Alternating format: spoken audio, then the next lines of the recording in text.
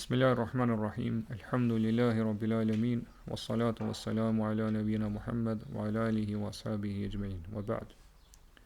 Derisa në fundit folëm rreth hadithet pejgamberit sallallahu alaihi wasallam, që sjell Imam Nevaviu në temën e përpjekjes, që ishte se xhehenami, zjarri i xhehenamit është rrethuar me epshe, ndërsa xheneti është rrethuar me gjëra të papëlqyera për shpirtin. E shpjeguam këtë hadith, dhe sot inshallah do të flasim për disa prej pasojave që godasin njeriu nëse i ndjek dhe i pason epshet e tij. Dhe e para, i këtyre pasojave është smundja e zemrës. Dhe siç e dim, po gjitha këto pasoja që do t'i përmendëm, inshallah do t'i marrim për libra të Ibn Qayyimit, Allahu mëshiroft, libra të ndryshme të Ibn Qayyimit. Po fjalën në vijim janë në përgjithësi fjalët e Ibn Qayyimit. Pra për pasojave të epsheve, pasimet e epsheve është smundja e zemrës. Dhe smundja e zemrës është dy lloje. Është smundja e dyshimit dhe me dyshjes, dhe smundja e epshit dhe devijimit, lehthitjes. Dhe dyjat janë përmendur në Kur'an. Allah subhanahu wa taala kur flet për munafiqat thot fi qulubihim maradun fazadahumullahu marada. Në zemrat e tyre ka një smundje, dhe Allahu e shton edhe më shumë këtë smundje. Dërsa sa i përket smundjes së epsheve, Allahu thot ja nisa an-nabi lastunna ka ahadin min an-nisa. Ajo gratë e pejgamberit nuk jeni sikur se gratë e tjera. Init taqaytunna fala takhda'na bil qawli fayatma'a alladhi fi qalbihi marad. Nëse keni frikë Allahun, atëherë mos folni me përgdhëli, në mënyrë që ai i cili në zemrën e tij ka dyshim, t'ju dëshiroj juve. Po kjo është smundja epshit të zinos. Ai që në zemrën e tij ka smundje, po smundjen e epshit që ka të bëjë me zinë. Dhe sklav dhe rob konsiderohet ai i cili është skllavëruar apo është bërë rob i epsheve dhe dëshirave të tij. Dhe kurdo që epshe dhe dëshirat e robrojnë dhe skllavërojnë zemrën, atëherë armiku arrin që me pas pushtet mbi këtë person. Edhe e bën që me përjetu lloje edhe tortura të shumta edhe të rënda. Po ky person pasaj është, po qëllimi me armikun është shejtani, dhe ky person pasaj në raport me armikun e tij është sigurisht një harabel në dorën e një fëmije, i cili pothuajse e dërgon në pragun e shkatrimit, në buzë shkatrimit, edhe fëmija thjesht argëtohet edhe luan me këtë zog, me këtë harabel. Pasoja e dytë e pasimit të epsheve është devijimi prej të vërtetës. Dhe kjo vjen si rezultat i dehjes që e godet njeriu për shkak të epshit. Allah subhanahu wa taala kur flet për popullin e Lutit thot la'amruka innahum la fi sakratihim ya'mahun. Allah betohet në jetën e pejgamberit sot, pasha jetën tënde, vërtet ata ishin po të verbuar në dehjen e tyre, po dehjen e mëkatit cilën e vepronin. Po në këtë dehje ata vërdalleshin edhe vërteteshin. Dhe kjo dehje është më e rëndë se sa dehja që vjen si rezultati i alkoolit. Qase dehja që vjen si rezultati i alkoolit zgjat në ditë apo parafraksisht në ditë. Kurse dehja që vjen si rezultati i epshit edhe dashurive të ndaluara, të prishura, kjo është dehje shumë më e fortë se sa dehja e alkoolit dhe është e përhershme, është e vazhdueshme. Ka mundësi që njeriu të dërgojë deri në çmenduri. Pasoja e tretë e pasimit të epshit është se epshi është stacion që dërgon njeriu në kufër, edhe me dal prej feje. Po epshi është prej hapave të shejtanit, përmes cilave shejtani njeriu gradualisht e nxjerr për rrugës së vërtetë, derisa t'ia shkatrojë fenë e tij dhe madje mundet edhe me nxjerr krejt prej fesë. Në këtë temë Ibn Qayyimi e sjell në ather për Adi ibn Thabitit, Allahu mëshiroft, i cili transmeton se çfarë ka ndodhur në kohën e Banu Israelve. Pra kjo është për israeliatëve, që kuptimi është inshallah i saktë. Thot në kohën e Banu Israelve ka qenë një rahib, pra një adhurues i madh i Allahut subhanahu wa taala. Po ai shumë e ka adhuruar Allahun dhe ka qenë prej devotshëm, saqë atij sillin njerëzit e çmendur dhe ai pra lutej për ta dhe ju bënte rukje dhe ata shëroheshin. Derisa thot një ditë ja sollën një grua, e cila ishte grua për një fisit njohur, pa grua me prejardhje të fisnike dhe ndershme. Edhe ajo ishte e çmendur, edhe kishte shumë vëllezër. Thot edhe ja sollën, mirë po shejtani vazhdimisht vazhdoi me bocytje dhe me nxit, edhe më ia zbukuru atë grua derisa tha bëri zinë me të. Dhe pastaj ajo gruaja mbeti shtatzën me të. Dhe kur filloi mu dallu shtatzania, shejtani vazhdoi me e friksu. Edhe më ia zbukuru domthon veprimin e shëmtuar, vrasjen e saj. Derisa thot edhe arriti edhe me vrar. Edhe varrose diku në një vend fshat. Mirë po shejtani thot shkoi në formën e një burri të njëri prej vëllezërve të saj dhe tregoi çfarë kishte ndodhur, çfarë kishte vepruar ky adhuruesi. Pastaj shkoi edhe te vëllezërit e tjerë të kësaj gruaje, pa njëri pas tjetrit, dhe secilit prej tyre tregonte se çfarë ka vepruar ky adhuruesi i madh. Edhe secili prej tyre i thoshte tjetrit që më erdhi, më ka ardhur dikush edhe më ka treguar një gjë shumë tron që po vjen keq, po vjen rënd edhe me shpreh edhe me tregu. Derisa thot ata e pan që domthon gjithve, po i kishte ardhur njëjti person, e ja kishte treguar të njëjtin lajm, dhe kështu thot çështjen e tij e ngritën deri te sunduesi asaj kohe. Thot edhe shkuan njerëzit edhe e zbritën këtë adhuruesin prej faltores ku ishte duke adhuruar Allahun, edhe ai e pranoi mëkatin që kishte bërë. Edhe thotu sunduesi dha urdhër që ai të gozhdohet, po të lidhet të gozhdohet në shtyllë. Edhe kur u ngrit thot në atë shtyllën, kur e ngrit në atë shtyllën, po e lidhen edhe gozhduan, shejtani ju paraqit edhe i tha unë jam ai i cili ti kam zbukuruar gjitha këto vepra, këto mëkate të shëmtuara dhe të rënda. Ona jam ai që të kam hedhur në këtë gjendje. Mirë po nëse ti më mbindesh mua, edhe thua dhe vepron atë që tham unë, atëherë do të shpëtoj prej kësaj. Edhe kjo u bën, tha po. Tha bëje vetëm një sejdë për mua të vetme. Thot edhe ai i dha në sejdë ose i bëri sejdë dhe në ato momente u vra. E vran pra ata ekzekutuan pra gjykatësit e udhëheqësit ose xhelatet e tij. Dhe thot ky Adi ibn Thabiti, Allahu mëshiroft, thot kjo është fjala Allah subhanahu wa taala kur thot kemetheli shejtani idh qala lil insani kfur. Sikur thot shembulli i shejtanit kur thot njeriu të moho.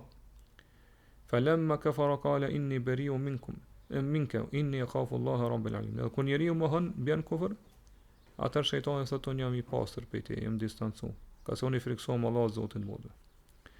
Pasojë e katërt e pasimit të epshit është që njeriu bëhet si pasojë pasimit të epshit është bëhet pengesë mes tij me Allahut, bëhet perde mes tij me Allahut.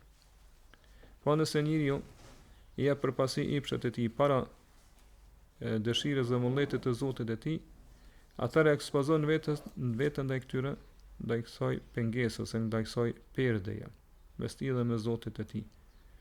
Dhe nëse Allah subhanahu wa taala nuk dëshiron me ndihmu këtë njeri, atëherë lën nën kujdesin e epshit të tij, lën nën mbështetjen e epshit të tij. Edhe e lën të ktill pra të penguar prej Zotit të tij. Mirë po nëse Allah subhanahu wa taala dëshiron me mbrojt, atëherë ja trubullon që të epsh. Edhe vendos pengesa mes tij dhe epshit të tij të ndaluar, derisa domthon në mënyrë që ai mos ketë pra kësaj lloj perde ose kësaj lloj pengesa mes tij dhe mes Allahut subhanahu. Pasojë e katërt është se njeriu mund të më kalu, pastaj nëse i pason edhe ndjek epshit e tij, me kalu në varësi. Po që zemra e tij mu lidh aq shumë pas këtyre epshave, saqë me kalu në varësi. Edhe ata cilët kalojnë në varësi të epshave, po kalojnë ose shkojnë në gjendje saqë më nuk ndjen kësaj për këtyre epshave. Mirë po njëkohësisht edhe nuk mund t'i braktisën dhe t'i lajnë ato. Pra edhe nuk ndjen kënaqësi, por as nuk mund t'i braktisën. Për këtë arsye, pra thotë Ibn Kaimi, e sheh që ata që kanë varësi prej alkoolit apo prej marrëdhënieve intime, nuk kënaqen me këto gjëra, as sa 10 atyre që kënaqen me këto gjëra që e veprojnë nganjëherë, që i veprojnë vetëm nganjëherë. Pasojë e gjashtë është gafleti, shkujdesja ndaj përmendjes Allahut subhanahu wa taala dhe namazit.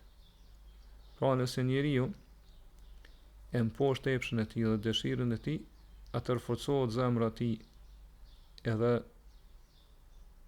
fal namaz më shumë dhe është më i përulur në namazin e tij. Për dallim prej atij që epshi ka arrit me mposhtë ato, me mund ato. Po që është më lart epshi edhe dëshirat e tij kanë arrit me robru, me skllavëruat. Edhe shejtani ka gjetë vend ku mu ul në zemrën e tij. Atëri personi këtill thot nuk ka mundësi që me shpëtu prej vezveseve, cytjeve dhe mendimeve që ja sjell shejtani në namaz. Pasojë shtatë është mjerimi dhe pikëllimi në këtë botë. Dhe këtu Ibn Qayyim e sjell në fjali thot sa pikëllimi i madh është për të dashuruarin i cili e shet veten e tij për dikon tjetër përveç të dashurit të parë, po përveç Allahut subhanahu wa taala. Dhe e shet atë veten e tij për një çmim të pakët, edhe për një epsh të përshpejtuar, po kalimtar, që kënaqësia e këtij epshi thot kalon, mirë po pasojat e tij mbesin. Pasojë e tetë është dënimi ose ndëshkimi gjatë vdekjes. Po Ibn Qayyim përmend që epshet e kësaj bote, po ose ndikimi i epsheve të kësaj bote në zemrën e njeriut është njëjtë sigurisht ndikimi i ushqimeve në luks.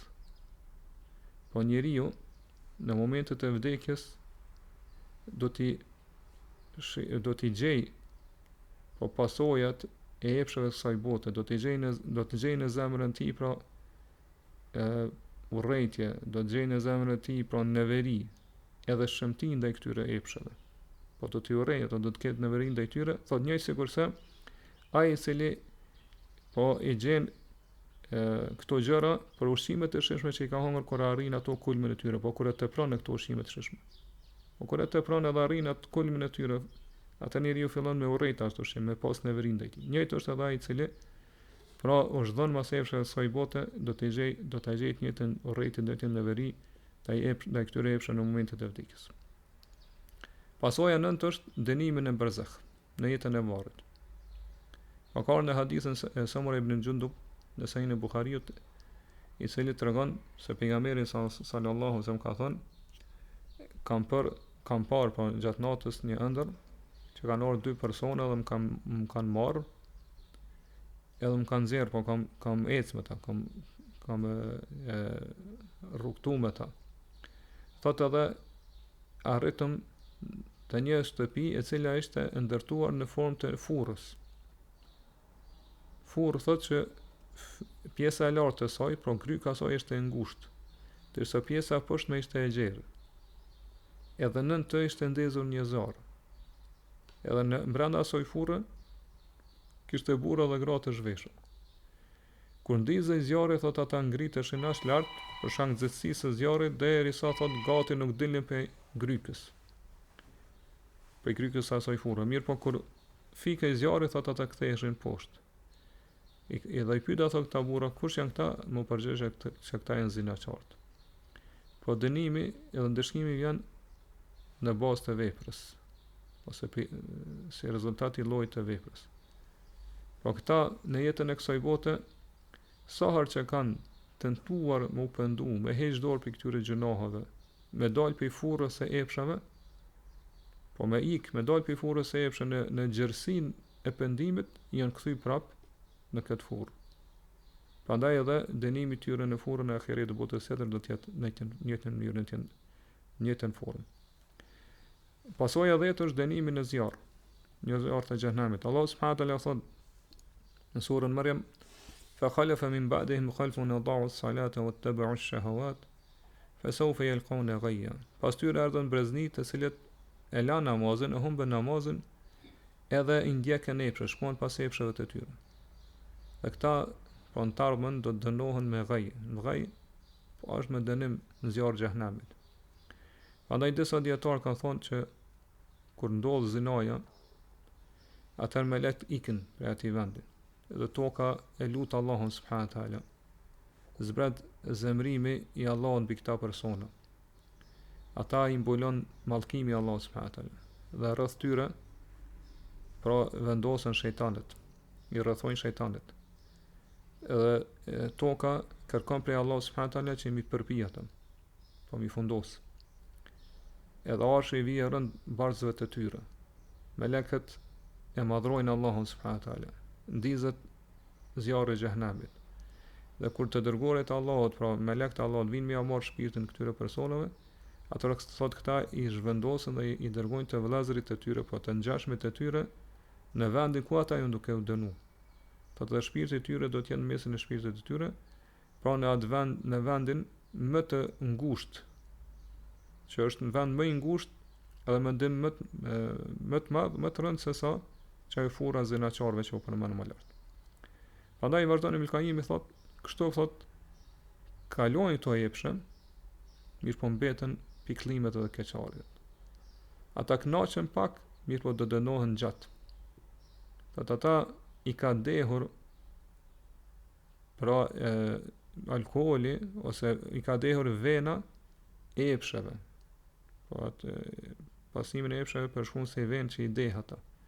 Do të kështu që ata kështu të kanë vazhduar të dehur derisa nuk janë zgjuar, nuk janë kthjellur prej kësaj dehe deri vese kur e kanë porë veten në botën apo në shtëpinë të dënuarve. Prandaj thotë nëse isha ata që janë në pjesën e lartë, në pjesën e poshtme të këtij grupi njerëzve, dhe se si zjarri dal prej fytyrave të tyre, prej pjesëve, domethënë vrimave të kokave, fytyrave të tyre dhe trupave të tyre, dhe se si ata janë vendosur në nivele ndryshme të xhehenamit, dhe se si ata pinë, pra në vend se me pi prej pijeve të shishme që pinë banorët e xhenetit pinë prej me gota ku ka ujë është i vlon, pra është i vluar, dhe se si atyre ju thuhet duke u tërhequr zvarr, pra mbi fytyrat e tyre për nxjarrje xhenemit dhe dhuku ma kuntum teksibun. Shijoni atë që keni vepruar. Islahu fasbiru aw la tasbiru, sawan aleikum inma tujzauna ma kuntum ta'malun. Ndijoni në zjarr të xhenemit. Nëse doni doroni, nëse doni mos doroni. Kjo është njëjtë për juve. Pra jo jeni duke u ndëshkuar vetëm bazë asaj që keni vepruar. Mirë, pasaj kalojmë te frytet kur njeriu arrin me fitu ose me triumfunda e epshet e tij. Kur njeriu pra arrin me triumfunda e epsheve të reta, atëherë kjo i sjell disa fryte në këtë botë dhe në botën tjetër. Për tyre, unë më përmend zemra shëndosh. Po ka zemër të shëndosh dhe dietarët kur kanë dhënë pra për kufizime definicionet e tyre se çfarë është zemra shëndosh, kanë dhënë pra mendime ndryshme. Mirë po, është një përkufizim që i përmbledh të gjitha këto.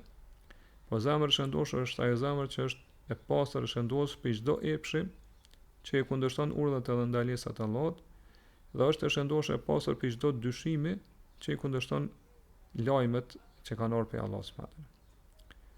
Fryti i dytë është ngritja edhe lartësimi, ngritja shpirtërore, pra lartësimi shpirtëror edhe bashkimi ose hyrja në grupin e melekëve. Po shoqërisë së lartë. Po çfarë do thotë kjo?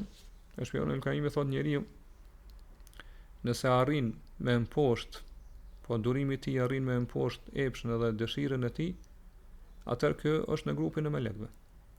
Mirë po nëse arrin pra që ato shtytjet e epshit edhe dëshirave të tij me mposht durimin e tij, atëherë kjo është bashkohet me grupin e shejtanëve.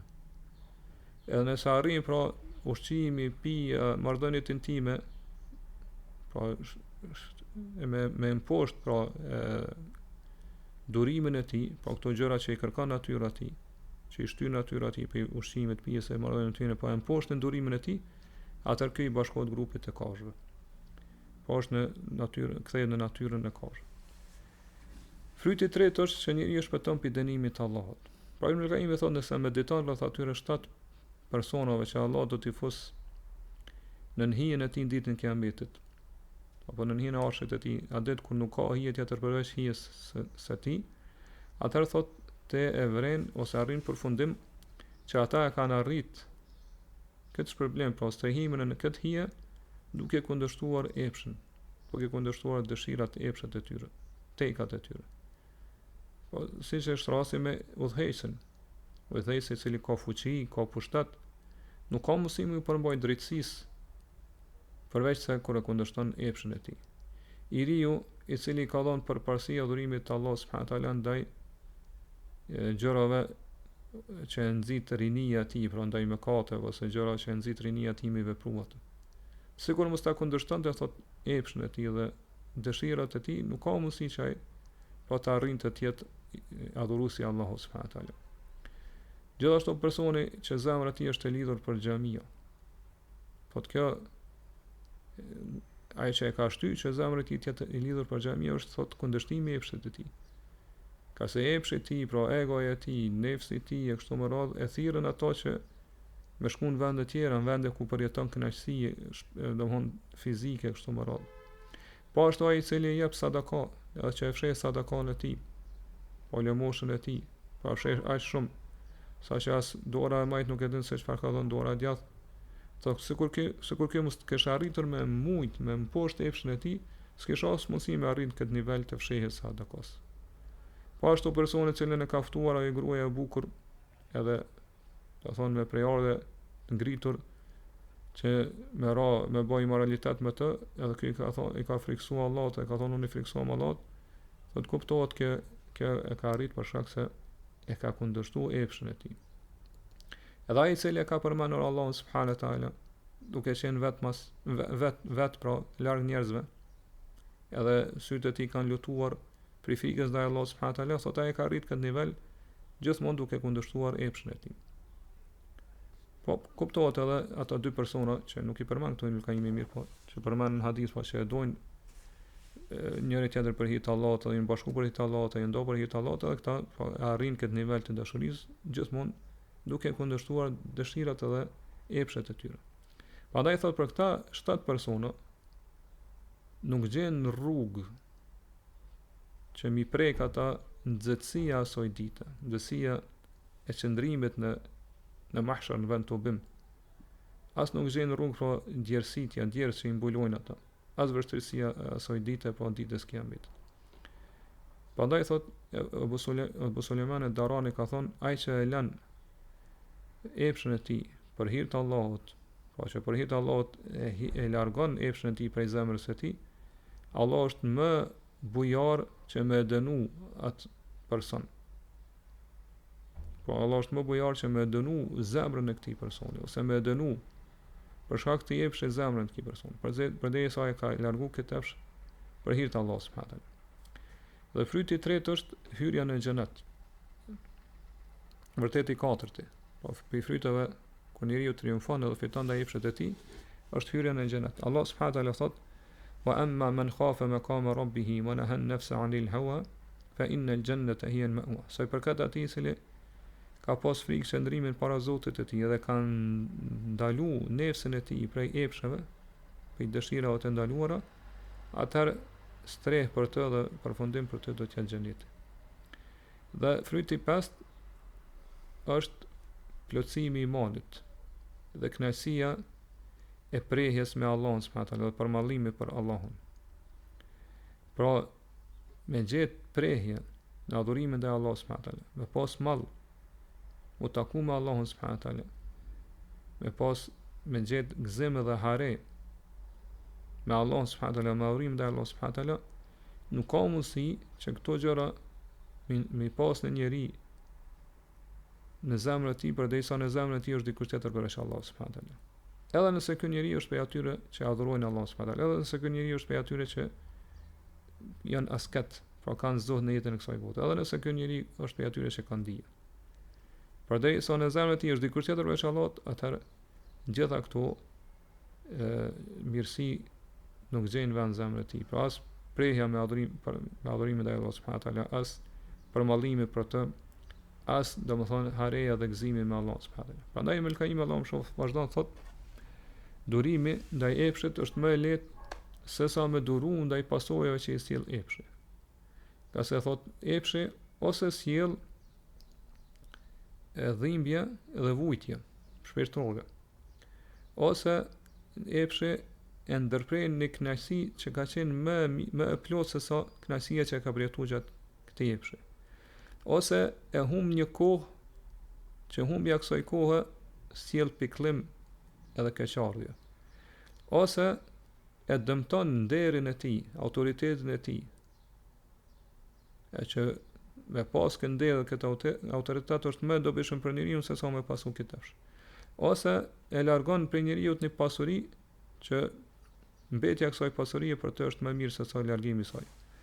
Ose e ul pozitën edhe vlerën që e ka njeriu, domthon tek tjerët. E që me vazhdu kjo vlerë, kjo pozitë tek tjerët është më mirë për të se sa me humbët. Ose ja rrëmben njeriu një nimet, një mirësi të Allahut subhanahu teala, që mbetja e këtij nimeti është më është më e mirë dhe si sjell kënaqësi më të mëdha se sa përmbushja e këtij epshi. Ose ja mundson një njeriu të poshtër që me gjetë rrugë të kë, po që me dëmtu këta ose imazhin e tij ose autoritetin e tij, thotë që nuk ka pas mund me gjetë mënyrë ose rrugë tjetër para se me ron këtë epsh. Ose thotë ky epsh sjellte ai pikëllime, brenga, frikë që as nuk i parafrohen kënaqësisë që e përjeton gjatë këtij epshi. Ose si pasojë këtij epshi thotë është që e harron një dije, që me pas këtë dije është kënaqësi më e madhe se sa kënaqësia e këtij epshi. Ose thot përmes veprimit të këtij epshi e gëzon një armik apo e pikllon një mik. Ose do të thonë ky epsh ja ndërpren rrugën në nimet e mirësive të Allahut që ka pas me orë këtij. Ose ky epsh po sjell te ky person një tmet që mbetet te ai si cilësi, si tipari karakterit të tij dhe nuk largohet. Nëse thot veprimet e njeriu patjetër që sjellin edhe tiparet ose sjellet po moralet e njeriu, po ndikojnë në sjelljet edhe tiparet e karakterit të njeriu. Prandaj vazhdon Ibn Qayyim Allahu më shoh thot çdo njeri që merr diçka për gjëra që Allah subhanahu taala e ka ndalu, kjo ndodh për shkak të njërës prej dy arsyeve, ose ka mendim të keq për Allahun, po ka mendim të keq për Allahun në mënyrë që mendon se nëse i bindet Allahut, edhe jep Allahut subhanahu taala përparësi para atij harami, Allahu nuk kam ia zaventsuar ku mësuar me diçka më të mirë prej halalit. Ose thotë e din këtë gjë. Po e din këtë gjë, ka dije rreth saj dhe e din që kushdo që braktis një gjë për hir të Allahut, Allahu patjetër ka më ia zaventsuar, ka mësuar me diçka më të mirë po thotë epshi i tij e mund e dominon mbi durimin e tij. Dëshirat e tij dominojnë mbi mendjen e tij. Prandaj thotë i pari vepron si rezultat i dijes së tij të dobët ose të pakt. Ndërsa i dyti vepron si rezultat i mendjes dhe besirës së tij, pra largpamësisë së tij të dobët. Dhe gjëra të tjera që ose dobijeve tjera që përfitojnë prej këtij hadithi është se xheneti dhe xhehenami ekzistojnë dhe janë të krijuara dhe ekzistojnë edhe sot. Ka se pejgamberi sa son po thotë që xhehenami është i rrethuar me epshe dhe xheneti është i rrethuar me gjëra të papëlqyeshme. Po ashtu pi dobijeve tjera që përfitojnë prej këtij hadithi, përveç atyre që kemi përmend në këto dy dese, është se hadithi është shembull që pejgamberi sa son janë dhënë ato fjalë përmbledhëse. Janë dhënë fjalë përmbledhëse. Këto kemi përmendur shkurtimisht në desin e kaluar. Pra Ibn Hajar Allahu më shoh thotë ky hadith është për Jawami'ul Kalim, po fjalët përmbledhëse që ka dhënë pejgamberi sallallahu alaihi wasallam dhe asaj elokuencës të mrekullueshme që ka pas pejgamberi sallallahu alaihi wasallam dhe që tregon se sot në çmuar janë epshet, edhe nëse shpirti i njeriu i dëshiron ato. Dhe na nxit thot mi kry adhurimet, edhe nëse nefsi nuk i pëlqen ato, edhe ose i vjen rënd vështirë mi kry këto adhurime. Dhe Allah subhanahu taala, siç e dimë, ka dalluar pejgamberin sallallahu alaihi wasallam pejgamberëve të tjerë me këtë mirësi, po me këto fjalë përmbledhëse. Vetë pejgamberi sallallahu alaihi wasallam ka thonë fadiltu ala al-anbiya bi-sitt. Jam dalluar pe pejgamberët e tjerë me 6 gjëra. Pe tyre ka përmend ka thonë mu'titu jawami'ul kalim. Mi janë dhënë fjalë përmbledhëse. Çka do thotë fjalë përmbledhëse? Dietarët kanë thonë që siç e përmend Ibn Hajeri, pejgamberi sallallahu alaihi wasallam ka folur me fjalë të pakta, të shkurta, mirë po që kanë përfshi kuptime dhe domethënie të shumta. Edhe Zuhriu ka thonë fjalë përmbledhëse, mbas asaj që na është përcjell neve, është se Allahu subhanahu taala pejgamberit sa ja ka mbledhur kam mbledhur pra te fjalët e pejgamberit sa çështje të shumta që janë përmendur, janë shkruar në librat e mëhershme që ka shpallur Allah subhanahu wa taala, dhe Allah subhanahu wa taala ka përmbledhur me një fjali ose dy fjali, ose ngjashëm me këto. Edhe Qadi Iyad Allahu shumë ka thonë se për këtë fjalë zakonshme që i ka folë pejgamberi, edhe elokuencës së tij të njohur, fjalë përmbledhëse edhe urtësive të tij që janë përcjellur, thotë njerëz kanë përpiluar dhe kësaj koleksione ndryshme. Edhe librat i kanë përmbledhur këto fjalë pejgamberit dhe kuptimet e tyre. Edhe pse thotë këto libra që kanë folur për domethënë edhe kuptimet e fjalëve pejgamberit, thotë fare nuk mund të krahasohen ose të barazohen me elokuencën edhe gojtarin që ka pas pejgamberi sallallahu alajhi wasallam. Dhe Ibn Rajab Allahu shumë thotë fjalët përmbledhëse që ka dhënë pejgamberi ose me cilat është veçuar dhe dalluar pejgamberi janë dy lloje. Lloji i parë janë ato që i kanë dhënë pa si Kur'an, përmes Kur'anit. Allah subhanahu wa taala thotë për shembull, inna Allaha ya'muru bil 'adli wal ihsani wa ita'i dhil qurba wa yanha 'anil fahsha'i wal munkari wal baghi. Vërtet Allah urdhon për drejtësinë, për bamirësinë dhe ndihmën ndaj të afërmve, dhe ndalon prej immoralitetit, për veprave të shëmtuara dhe për dhunës. Hasan al-Basri ka thonë, ky ajet nuk ka lënë ndonjë hajër, ndonjë mirësi veç se ka urdhëruar për to, dhe nuk ka lënë ndonjë sherr, ndonjë të keqe veç se kanë ndaluar prej saj. Edhe grupi ose lloji i dytë i fjalëve përmbledhëse që ka dhënë pejgamberi thotë janë fjalët e tij që janë shpërndara edhe ekzistojnë në hadithet, sunetet e pejgamberit që janë transmetuar në përcjell prej tij. Gjithashtu pi dobive tjera të hadithit është se hadithi na tregon se prej misioneve të thjeshtë për të Allah subhanahu wa taala është mi këshillu të tjerët, me këshilla të sinqerta. Se që edhe po e shohim këtë hadith pejgamberit sallallahu alaihi wasallam. Pa pejgamberi po thotë është rrethuar zjarri me epshe. Dhe është rrethuar xheneti me gjëra të papëlqyera për nefsin. Pra, ky hadith është një njoftim për një realitet, për një të vërtetë. Ose mund të interpretohet që është si lajm, si njoftim, mirë po, i cili ka formë turdhët apo ndalesës. Sipas dy shpjegimeve ose interpretimeve, qëllimi është që pejgamberi me këto fjalë ka dashur me i këshillu umetin e tij. Pra që të kenë kujdes, që është shpjeguar deri tash, po nga pasimi i epsheve. Edhe pse nefsi i njeriu i dëshiron ato, anon ato, ose e kënaqet me to. Si edhe nga se kushdo që i vepron këto epsha, atëherë veç se ka ndjek rrugën e tij për zjarr xhenamit. Dhe sa ai që dëshiron xhenetin, atëherë ai duhet të veprojë gjërat që nuk i pëlqen epshi, që nuk i pëlqen nefsi, shpirti i njeriu. Nuk i don ato. Të tregohet i duruar, edhe nëse janë të vështira, edhe të rënda për nefsin e tij. Dhe përderisa kjo çështje pra mundet që dikuj për dikon me qenë e paqartë, me qenë pra e mjegulluar, atëherë pejgamberi sallallahu alajhi wasallam ka tërheqë vërejtjen, edhe ka këshilluar për të, edhe në këtë mënyrë kuptohet dhe interpretohet edhe fjala pejgamberit sallallahu hadithi pejgamberit sallallahu që thotë man khafa adlaj wa man adlaja balagha al-manzil ala inna sil'ata Allahi ghaliya ala inna sil'ata Allahi al-janna. Kush friksohet udhton natën, dhe kush udhton natën arrin pra vendin ku është duke udhtuar. Qëllimi i këtij shembulli që ka sjellë për këtij krahasimi është që pra ka sjellë këtë shembull që mi treguam të di që për me arrit qëllimin dhe synimin duhet me punu, duhet me përvesh punës, u përpjek me dhon mundin. Sikur ai i cili dëshiron me arrit në një vend gjatë udhëtimit, ai fillon udhëtimin gjatë natës, por nuk e lën udhëtimin vonë ose mas mëngjesit, mirë po fillon me fillimin e natës, edhe ai që fillon pra që friksohet që nuk ka arrin vendin ku është duke udhëtuar, e fillon gjatë natës dhe ai që e fillon gjatë natës, po patjetër që udhëtimin e tij patjetër që ka më arrit pra në vendin e synuar. Njëjtë është edhe ai i cili e synon xhenetin. Po do të mundohet, do të përpjeket, do të pra nuk mjafton pra vetëm me shpresa të kota dhe me pretendime. Po do të më dhon mundin, do të më dhon pra përpjekjet e tij që me arrit pra vendin që e synon. Dhe cili është vendi që e synon besimtari, pra xheneti. Prandaj për asaj po thotë vënë re vërtet malli i Allahut është i shtrejtë. Dhe vërtet malli i Allahut është xheneti, pra nëse e dëshiron xhenetin, atëherë puno, vepro dhe bë përpjekje për të arritur xhenet.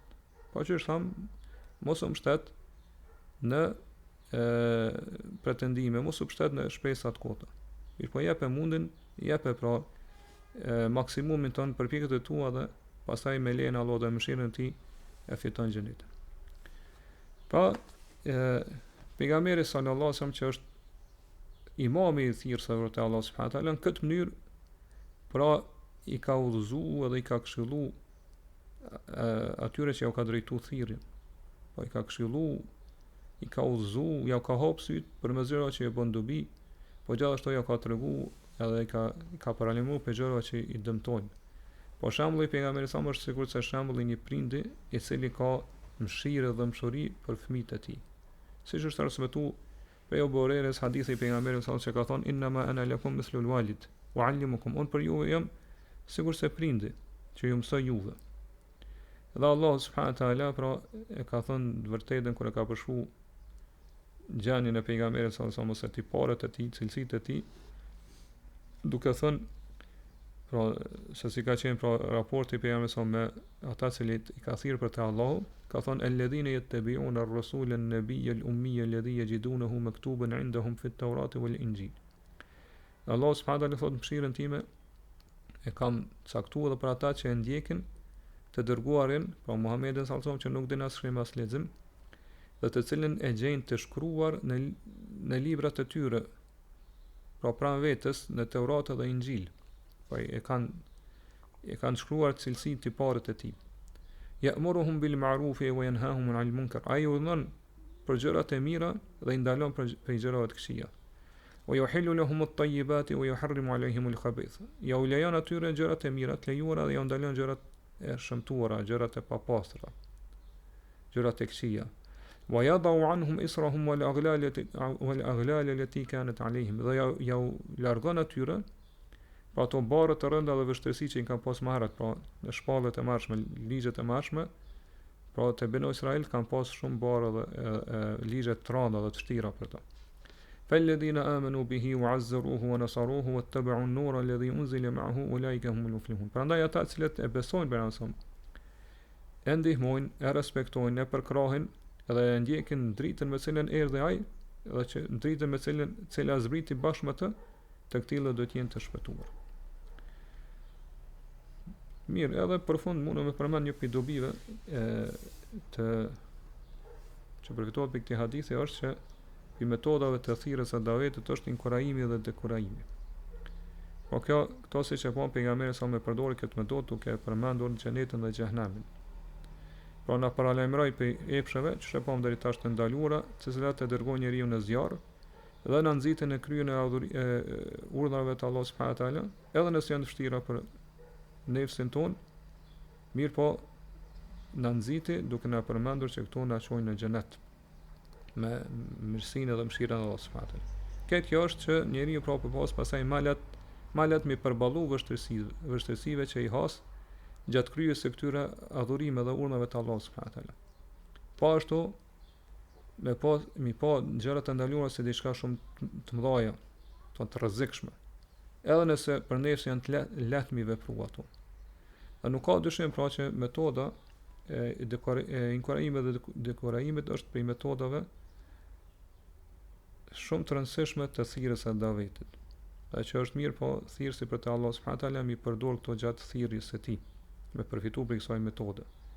Ka se kjo metodë pra ka padyshim efekte pozitive të lavdruara që dhojnë ndikimin edhe efektin e tyre në shpirtat e njerëzve ose atyre që ja u drejton thirrjen. Pra kjo metodë nëse përdoret ka pas efekt më të madh që ata me pranu davetin, me punu bashkë kësaj thirrje dhe davetit. Po këtu mund të përmend disa prej dobive që i ka kjo metodë ose që i përfiton thirrsi prej kësaj metode. Ose dohon disa prej dobive që vijnë se rezultati i efektit të kësaj ose ndikimit të kësaj metode. Pi përmend në 3 prej tyre. Para është që inkurajimi e bën ose e shtyn njeriu që të ketë dëshirë të zjarrt për atë që Allah subhanahu wa taala ka përgatit për adhuruesit ose ata që i bindën Allahu subhanahu wa taala. Dhe kjo pastaj ja shton atij bindjen ndaj Allahut subhanahu wa taala, ja shton devotshmërinë. Ashtu siç dekorajimi sjell të ai frikë ndaj dënimit të Allahut subhanahu wa taala. Edhe sjell të ai dro. Derisa kjo frikë bëhet pjesë e karakterit të tij, pjesë e natyrës së tij. Dhe kjo pastaj patjetër që kur kjo frikë ose kjo dro bëhet pjesë e natyrës së karakterit të tij, ka më shumë njeriu që me pas devotshmëri dhe frikë ndaj Allahut subhanahu wa taala, po mbas takvallak. E dyta, dobia e dytë është se inkurajimi pra sjell shpresë.